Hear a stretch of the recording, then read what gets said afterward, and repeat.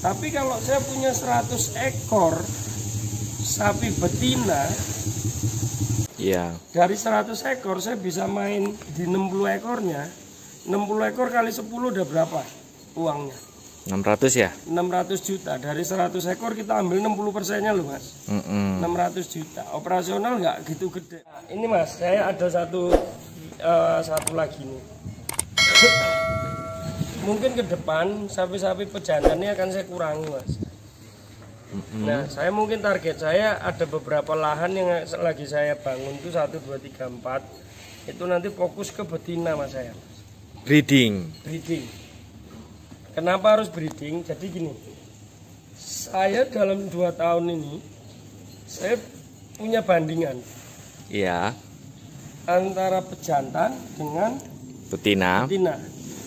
Saya hitung-hitung, saya pelajari, saya rasakan pengeluaran, pakan, operasional. Nah itu ya semuanya ada untungnya. Tapi saya banding-bandingkan lebih asik, lebih tenang dengan breeding saya mas. Sekarang gini hitungannya, saya punya 100 ekor sapi pejantan. 100 ekor sapi pejantan. Kalau saya pelihara selama 1 tahun, ya mas, Iya. selama 1 tahun itu untuk mencari untung 300 juta itu mungkin agak sulit mas. Itu kos pakannya lah, konsentratnya, pekerjanya dan macam-macamnya, ya kan? Iya. Untuk 300 juta. Tapi kalau saya punya 100 ekor sapi betina, 100 ekor sapi betina dalam 1 tahun 2 bulan itu yang jadi 60 ekor aja mas. Iya. Kita ratakan 10 jutaan. Kan ada yang betina, ada yang laki-laki kan gitu kan. Nggih. Kita sepahit-pahitnya 10 juta mas itu. Serendah-rendahnya 10 juta umur 4 bulan kan gini. 9 bulan lahiran, 5 bulan lepas susu, berarti kan 14 bulan. Bener nggak? Iya. Dari 100 ekor saya bisa main di 60 ekornya. 60 ekor kali 10 udah berapa uangnya? 600 ya? 600 juta. Dari 100 ekor kita ambil 60%-nya loh mas. 600 juta. Operasional nggak gitu gede mas. Malah kita mungkin dapat 300 juta tapi bersih. Pertama, pakan udah jelas nggak mengutamakan konsentrat. Iya. Paling dicampuri di rumput yang gilingan. Kedua, dia cukup rumput. Perawatan kita menunggu, nggak harus keluar masuk begini begitu. Keluar sapi apa ini ya, kalau urusan untuk demam untuk ini itu udah risiko peternak ya. Tapi minimal ini kan hitung-hitung pembisnisnya seperti itu mas. Makanya saya mungkin agak beralih ke betina. Sebenarnya nggak beralih sih, masih balance. Cuman mungkin perbandingannya 70-30. 70% nanti di betina, yang 30% di pejantan seperti itu mas. Hitung-hitungan gitu. Dalam 1 tahun 100 ekor betina, 100 ekor pejantan. Itu bagi saya sepertinya menguntungkan betina. Pakannya juga nggak rumit, perawatannya juga nggak sulit gitu mas. Lebih irit pastinya mas. Lebih irit, apalagi kita beli yang sudah hamil umur 4-5 bulan atau 3 bulan atau apa udah positif loh mas. Jadi pedomannya gini, filosofi apa ibaratkan apa ini, filosofi saya seperti ini, biarkan orang yang menghamili, saya yang melahirkan.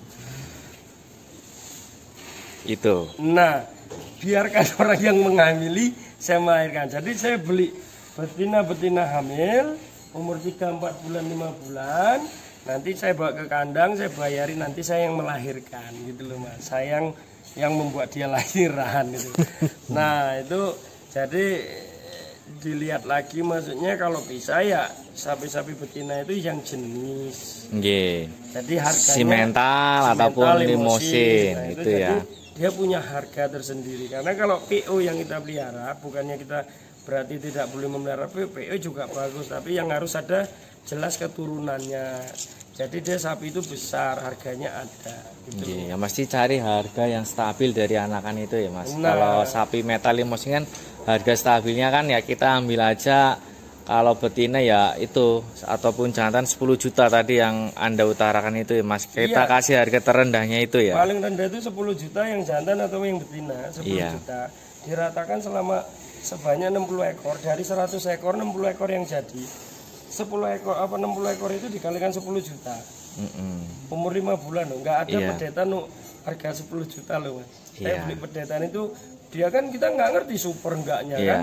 Mungkin ada lahir yang super, ada yang enggak, yang kita ratakan 10 juta. 10 juta. Bahkan saya beli pedetan itu ada yang 15, 16, 24, ada yang 19 kan gitu.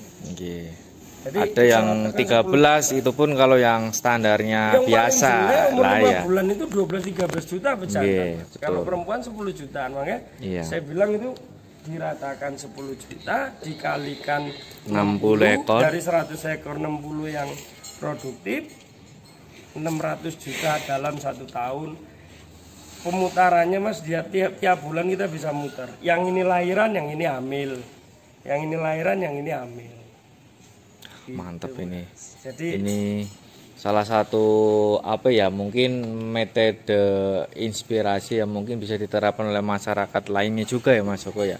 Bisa seperti Mas, itu. Karena kalau masyarakat itu lebih bagus, dia kan kadang-kadang berpikir beli 12 juta nanti setahun jual apa 20 juta gitu kan, 20 juta. Jadi kasihan, mending kalau kita petani lebih menguntungkan itu tadi.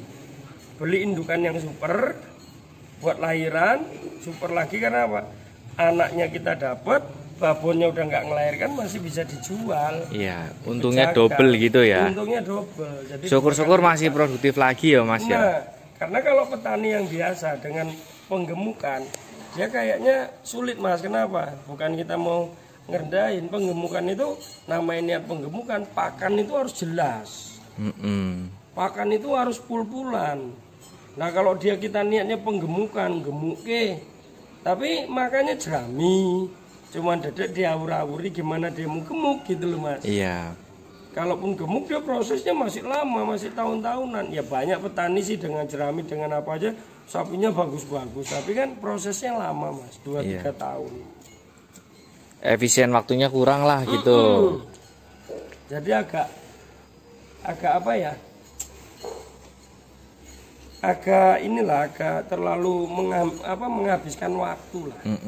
Kalau bagi saya mending beli 3-4 ekor buat penggemukan, nanti 2 lahir, 2 hamil, nanti yang udah lahir ini hamil, ini melahirkan gitu, siklusnya begitu tuh. Jadi dia tiap 2 bulan 3 bulan dia dapat gajian. Jadi perputarannya enak lah gitu ya Mas ya. Induknya nanti dijual.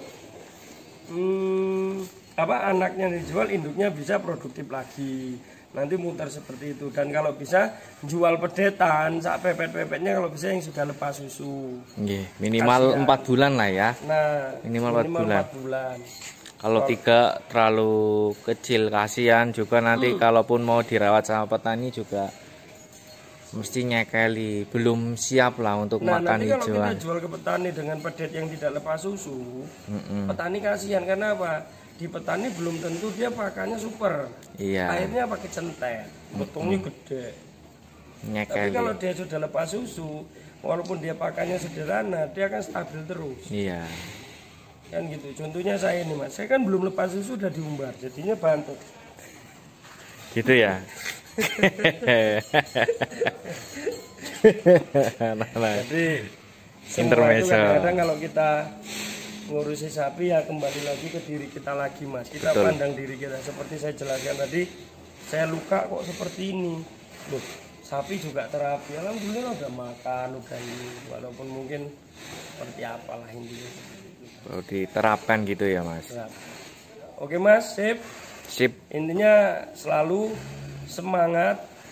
Setiap beternak harus terus berinovasi, belajar setiap langkah-langkah dalam beternak, terus mempelajari ini hewan seperti apa, profitnya kemana yang harus saya ambil, harus belajar. Jangan hanya beternak itu yang ngurusi pakan, ngurusi dewasa makan, ngurusi nggak akan bisa berkembang Mas. Jangan lupa juga selalu semangat, selalu sehat. Salam ternak, salam ngarit, sukses peternak Indonesia. Hairuna sampai umlina, sebaik-baiknya manusia. Manusia itu bermanfaat buat orang lain. Terima kasih Mas Joko. Siap.